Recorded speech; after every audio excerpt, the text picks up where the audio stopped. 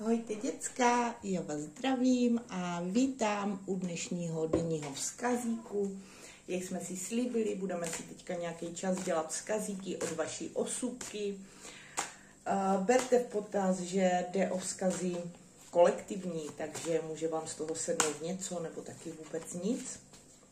A zároveň tyhle vzkazíky dělám tak nějak, aby pasovaly do co nejvíce druhů vztahů.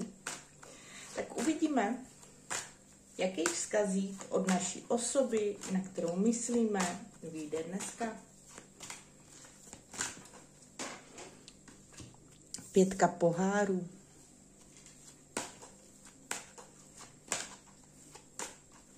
Možná je to dneska pro někoho úplně jiného než včera. Nicméně datumy k tomu dávat nebudeme. Kdykoliv tento vzkazík najdete, je pro vás platný. 3 mečů.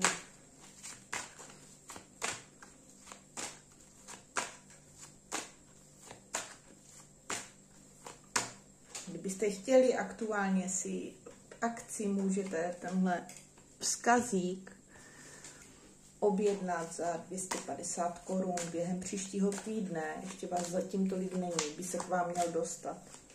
Všichni, kdo máte zaplacené platby do, řekněme, 15. října, tak dostanete svůj výklad do konce týdne.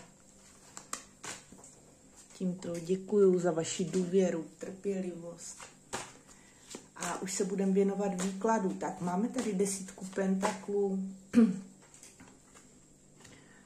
rytíře pohárů, 8 holí, wow, tady máme eso poháru a dáme si ještě jednu řadu karet.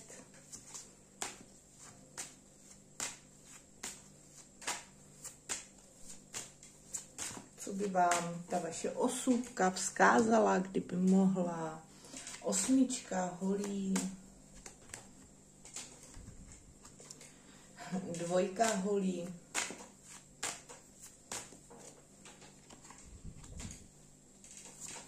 2 7 pohárů, znovu 5 pohárů, ta je tady velmi naléhavá a máme tu 6 holí. Tak jo, nebudeme se zdržovat, jdeme na samotný vzkazík. Moje milá,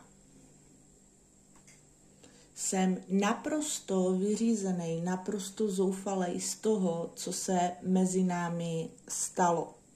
Tak moc mě bolí srdce. Ublížila si mi i ty.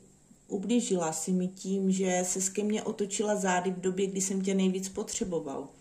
Ale zároveň, miláčku, já si uvědomuju, že jsem ublížil já tobě. A věř mi nebo ne, já tě miluju. Miluju tě nade všechno. Jsi mi vším. Dokonce mám kolikrát pocit, že jsi mou spřízněnou duší. Tak moc mi chybíš. Tak moc nad tebou a nad náma musím přemýšlet. Nedokážu bez tebe být. Myslel jsem si, že budu v pohodě, ale teď po té hádce, po tom, co se naposledy stalo, mám pocit, že mi chybí ke spokojenosti spousta věcí, protože já jsem nikdy nezažil pocity jako s tebou. I to, že se ti tady vyznávám z lásky a jindy bych to nedokázal, je holá pravda. Bojím se přiznat si to, co k tobě cítím. Já raději budu dělat trubku z tebe a nadávat ti, jak jsi hrdá, jak se věnuješ ostatním a budu si hrát na těžkýho egoistu, než abych ti tohle všechno přiznal. Jo, dřív jsem si myslel, že to spolu zvládneme, ale ta komunikace se nám vymkla kontrole. Je to skrze mou nejistotu. Skrze nejistotu náš vztah ve mně samotného. Ty jsi pro mě totiž neskutečně moudrou a inspirativní ženou. A tam je ten problém. Nevím, co dál. Ty to víš? Co bude mezi námi dál? Tak rád bych si to s tebou konečně na rovinu vykomunikoval. Dovolíš mi to? Dneska je ten vzkazík takovej daleko emotivnější než včera. Ať už se to týká jakýhokoliv druhu vztahu. Myslím si, že tady ten pán nebo paní, na kterou si myslíte, takže se zamyslel nebo zamyslela a že mu to začíná docházet. Jo. Tak dáme si tady na závěr jenom takhle na rychlovku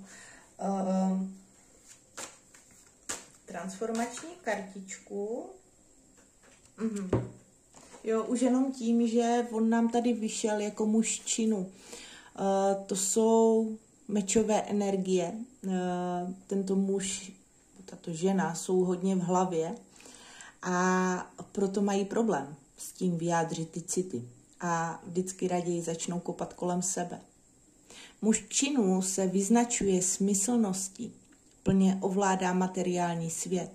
Je to velmi akční muž, ví, jak se postarat o hmotné zajištění, dokáže vytvářet ideální podmínky pro rozvoj a budování úspěšné strategie. Tendence k požitkářství a užívání si všech darů života. Pozor na přetížení a sklony ke hromadění majetku. Aha, tohle je první karta, která mi vypadla. Já jsem tomu úplně jako nechtěla uvěřit. Nicméně nechala jsem si ji v záloze naplnění. Vemte si z ní, co potřebujete. Nejvyšší forma naplnění je na obzoru. Na základě přijetí všech aspektů tvého já dochází k proměně i vnějších událostí. Posun ve tvém životě je jistý. Jedná se o štěstí rodinného charakteru, svazku dvou a více milujících srdcí. Odpočívej, pečuj o sebe a nepřestávej hýčkat vědomí sebehodnoty. Láska je odpověď, láska je volba k naplnění. Co ti pomáhá zvyšovat úroveň sebehodnoty? Jak můžeš podpořit harmonii ve vztazích? No a pojďme si dát na závěr ještě nějaké vzkazíky od téhle osoby. Tahle osoba mě velmi zaujala, protože si myslím, že to myslí vážně. Nezasloužím si tě. Z toho jde cítit to utrpení tady z té 5 pohárů. Jsi pro mě splněným snem. Mé srdce bije jen a jen pro tebe. Rozum však šeptá, nedělej to. Jsem jiný, než si o mě myslíš. Náš čas ještě nenastal. Vypadá to ale tady slibně. Vedu vnitřní konflikt sám se sebou. Mé srdce patří jen a jen tobě. Rozum však šeptá, nedělej to. Znovu se nám to tady zopakovalo. Možná jsme uvízli v trojuhelníku, možná ne. Potřebuju, abys věděla, že rád spolupracuji a vždy volím cestu kompromisu. Tohle může být vzkazík jenom pro některou z vás. Vím, že máš pocit, že si stále držím zadní vrátka, ale v mém životě to snad ani jinak nejde. Jsem tvým králem, ať to vypadá jakkoliv. No a na závěr, vím, že se nám naskytla jedinečná příležitost. Vážím si ji.